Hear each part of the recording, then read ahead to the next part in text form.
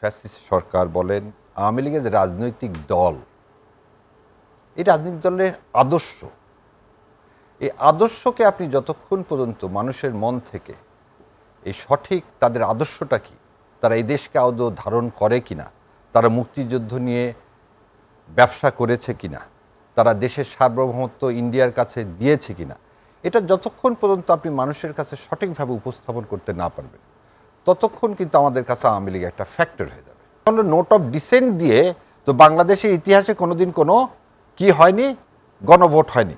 যে গণভোটের মধ্যে যদি আপনি এই নোট অফ ডিসেন্টগুলোকে দিয়ে দেন, তাহলে মানুষ মন মেধা কাজে লাগাতে পারবে না। হতাশার কিছু নেই। সনদ স্বাক্ষর হয়েছে, সনদের ভিত্তিতে একটি গণভোট হবে এবং গণভোটের ভিত্তিতে একটি নির্বাচন হবে।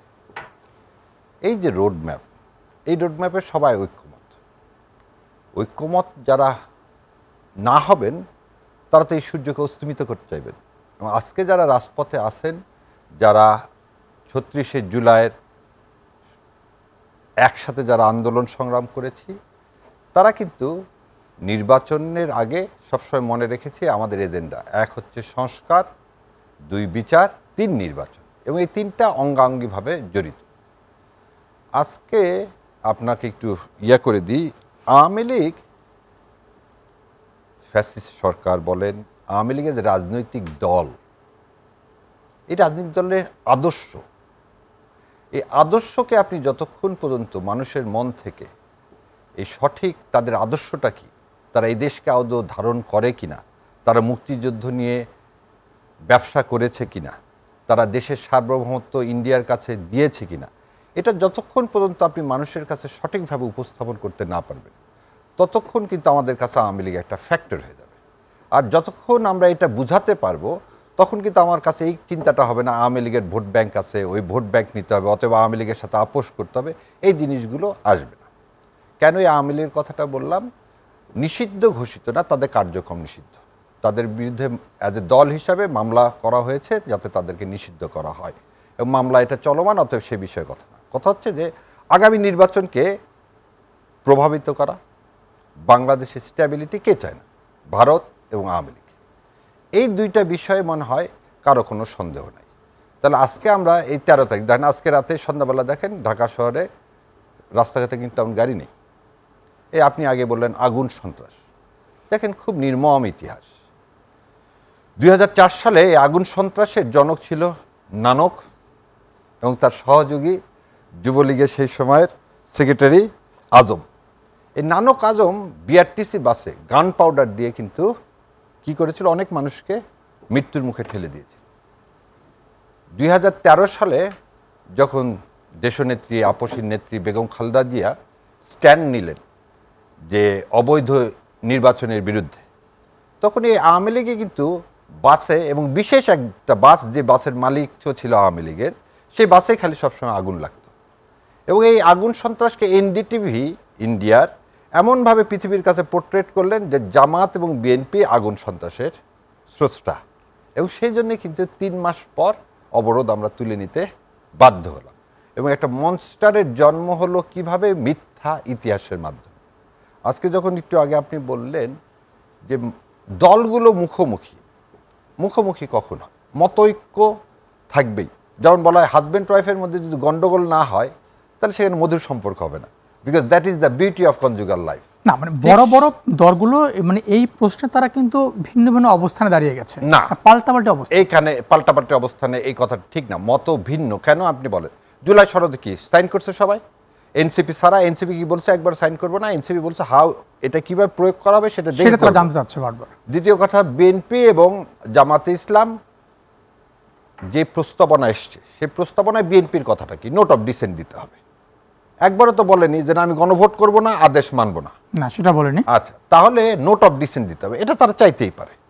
এখন কথা হলো নোট অফ ডিসেন্ট দিয়ে তো বাংলাদেশের ইতিহাসে কোনোদিন কোনো কি হয়নি, গণভোট হয়নি। বিএনপির জন্মই কিন্তু গণভোটের মাধ্যমে। কিভাবে? ১৯৭৭ সালে প্রেসিডেন্ট জিয়াউর রহমান তার ১৯ দফা সারা বাংলাদেশের মানুষকে দিলেন। এবং এই প্রসঙ্গে একটা কথা বলে দিই, বাংলাদেশের প্রথম বৈধ রাষ্ট্রপতি কিন্তু শহীদ প্রেসিডেন্ট জিয়াউর রহমান। কেন?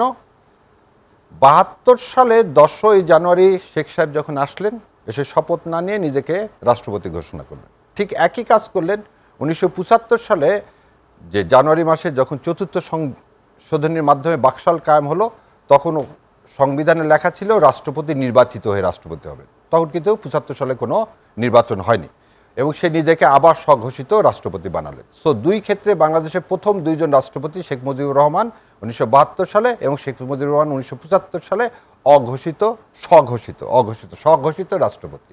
আবু সাইদ চৌধুরী তিনিও ভোটে ইলেক্টেড ছিলেন না। সো প্রথম ইলেক্টেড যদি রাষ্ট্রপতি কাউকে দেখেন বৈধ, এবং সেই ইলেক্টেড রাষ্ট্রপতিটা হয়েছিলেন গণভোটের মাধ্যমে, সেটা হচ্ছে প্রেসিডেন্ট জিয়াউর রহমান। এবং এই গণভোটে কি ছিল, দেখেন 19 দফা আপনাকে বললাম। 19 দফায় কি ছিল? 19 দফার সময় প্রেসিডেন্ট জিয়াউর রহমান যে ভোটটা দিলেন, সেখানে বলা ছিল রাষ্ট্রপতি মেজর জেনারেল জিয়াউর রহমান তাহার অনুসৃতি, নীতি এবং কর্মপন্থার, এখানটা আছে, মানে অনেকগুলো নীতি এবং কর্মপন্থার। কারণ 1975 সালের পট পরিবর্তনের পর 76-77 সালে, এটা কি গণভোটের আগে তো তিনি রাষ্ট্রপতি বলছেন? হ্যাঁ, না রাষ্ট্রপতি এইটাই বলছে, রাষ্ট্রপতি হিসাবে তো তার লেজিটিমেসি লাগবে। আমি কেন এটার সাথে আজকের অবস্থাটাকে কানেক্ট করতেছি, খালি একটু দেখেন। উনি পট পরিবর্তনের পরে ওনাকে তো মার্শাল ল অ্যাডমিনিস্ট্রেটর থেকে উনি রাষ্ট্রপতি হলেন। তাহলে রাষ্ট্রপতি হলে জনগণ যদি তাকে রাষ্ট্রপতি হিসাবে ভোট না দেয়, তার লেজিটিমেসিটা কি? তার লেজিটিমেসি তো নাই। তাহলে লেজিটিমেসি শেখ সাহেব যেভাবে নিলেন, সেটা তো লেজিটিমেসি না, সেজন্য আজকে বলতেছি তাকে অবৈধ। জিয়াউর রহমান প্রায় 1 থেকে 150 মার্শাল ল অর্ডার হলো। সেই মার্শাল ল অর্ডার তাকে বলা হচ্ছে আমার অনুসৃত নীতি।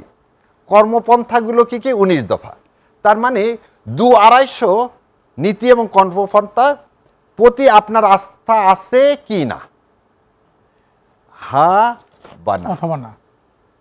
তাহলে এখানে তো উনি ওই 250-300টা দেননি, কারণ এটা প্র্যাকটিক্যালি এখনকার যে গণভোটের সাথে সম্পর্ক কি? সেটাই বলতেছি। আজকে আপনি রাজি হলাম 86টার মধ্যে আমাদের মধ্যে নোট অফ ডিসেন্ট সব দলেরগুলো ধরলে 46টা।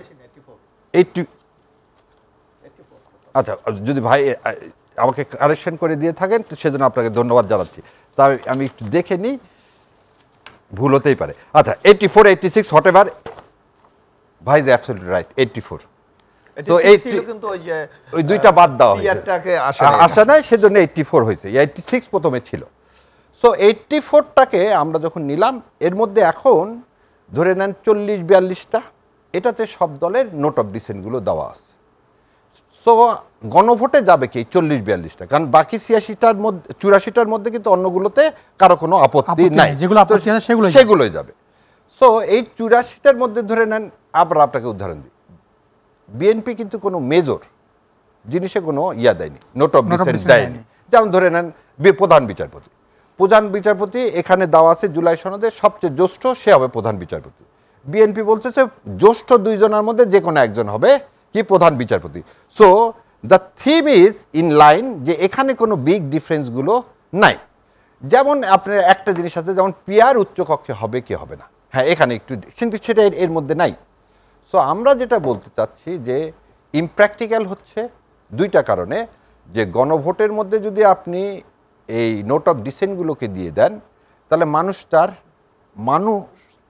মন মেধা কাজে লাগাতে পারবে না। ধরে নেন আমি বিএনপির কর্মী, আমি করবো কি, যখন দেখবো যে বিএনপি এগুলোতে সব নোট অফ ডিসেন্ট দিছে, আমি ওইগুলোতেই কি করে দেবো, সিল মেরে দেবো। আর যদি নোট অফ ডিসেন্ট না থাকে, বা জামাতের কর্মী, আমি ওটা দিয়ে দিব। আর আমি যদি নোট অফ ডিসেন্ট না দেওয়া থাকে, ঠিক এইভাবে না থাকে, তাহলে আমি করব কি, হয়তো 46টার মধ্যে 35টাকে পছন্দ করতেছি, বাকিগুলোকে করতেছি না।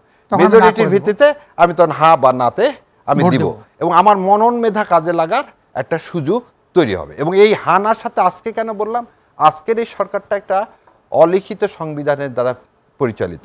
কারণ এই সংবিধানের মধ্যে অন্তর্বর্তীকালীন সরকার নাই। এই সরকার যে শপথ নিয়েছে, সেই শপথ এই অন্তর্বর্তীকালীন সরকারের মধ্যে নাই। আপনি যদি বলেন ডক্ট্রিন অফ নেসেসিটির কারণে যে 106-এর যে একটা আদেশ হয়েছে, সেটাও একটা ভ্যাকুয়াম পূরণের জন্য, কিন্তু সেটাও আমি বলতেছি 106-এর যেটা বলছে অন্তর্বর্তীকালীন সরকার, সেটা আসলে কনস্টিটিউশন নাই। সুপ্রিম কোর্ট তো কনস্টিটিউশন বাইরে যে কিছু বলতে পারে না।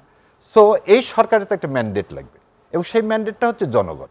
জনগণ তার সার্বভৌম ক্ষমতা দিয়ে এই সরকারকে বসিয়েছে আর 3টা কাজের জন্য, যেটা আগেও বললাম যে কি বিচার, সংস্কার আর ইলেকশন। তাহলে এই ম্যান্ডেটটা তো আপনাকে জিয়াউর রহমান সাহেবের মতো আপনাকে তো ম্যান্ডেটটা নিতে হবে রে ভাই। তার পরিপ্রেক্ষিতে জিয়াউর রহমান সাহেব কিন্তু 78 সালে পার্লামেন্ট ইলেকশন করলো, আগে কিন্তু রেফারেন্ডাম করছে, উনি কিন্তু রেফারেন্ডাম পার্লামেন্ট ইলেকশন একদিনে করতে পারতো।